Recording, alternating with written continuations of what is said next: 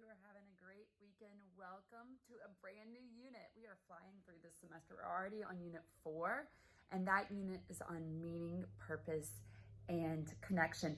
This, as well, I guess one quick wrap up on unit 3, the neuroscience of gratitude. Now that you are a gratitude expert, I do hope that that is something that you will go out and spread the good word on. I think people are semi-familiar with the value of gratitude, but one thing that we can put out in a very positive way into the world is the impact that those practices have on our dopamine, serotonin levels and creating new neural pathways of optimism in our brains. So, all right, nice wrap up with that. Now we are heading into unit 4, meaning, purpose, and connection. This unit is a little different than other units in the fact that we are going to read a book.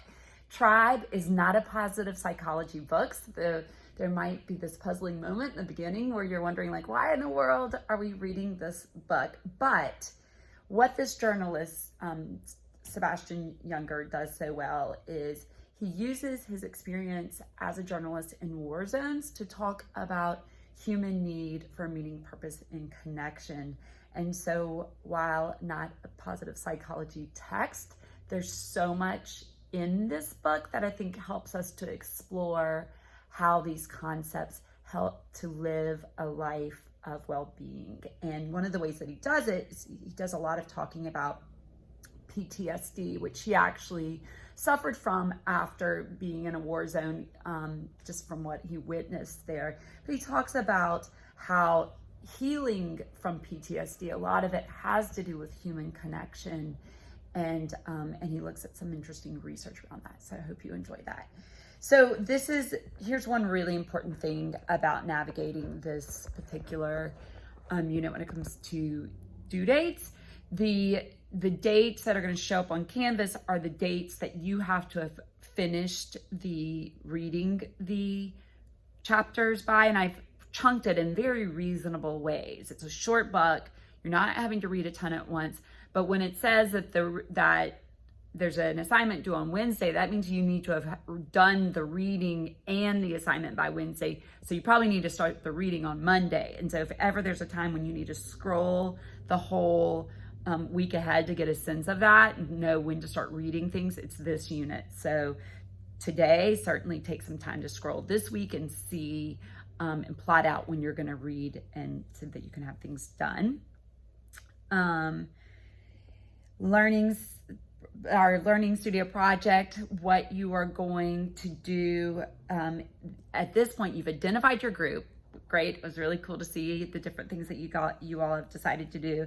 And what you're going to start doing more this unit is deciding what positive psychology concept might you start considering exploring that could bring some relief to the suffering of the group you've identified. It's not going to solve all of their problems. It's not going to make everything magically improve, but what we learned about in the neuroscience of gratitude is that there's certain things that when we do them repetitively, or we learn how to incorporate them into our lives, we create those new neural pathways that do improve things. And so that's what we're trying to do, is just like support these particular people in experiencing some level of improvement in their lives. All right, with that, after you finish watching this video, please go into Twist and direct message me. And okay, here's something. This week I'm traveling to Boston to present at a conference.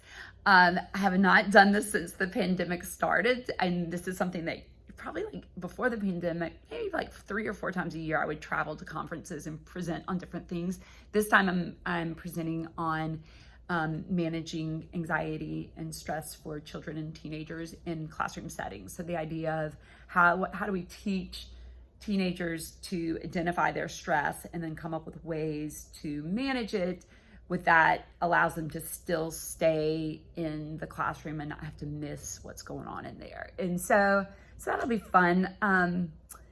But when I go to Boston, there are 2 things I always have to do. One, one of my favorite museums is there, the Isadora Gardner Museum. So I can't wait. It's the coolest museum. Can't wait to get there. 2, I have to go eat Italian food on the North End. So those are my two like absolutes. If in Boston, this is what I have to do. My husband went to law school in Boston, and so over the years I've gotten to travel back and forth there a couple times. Okay, so for you, like if you're doing this, then you have to do this. And it might be something as simple as like, if I'm at my grandmother's house, I have to eat her banana pudding, right? Like it could be anything, right? Like it doesn't have to be traveling. It can just be like, if I am walking to school, I have to stop and enjoy this particular thing, whatever. Can't wait to see what you come up with. All right, have a good day.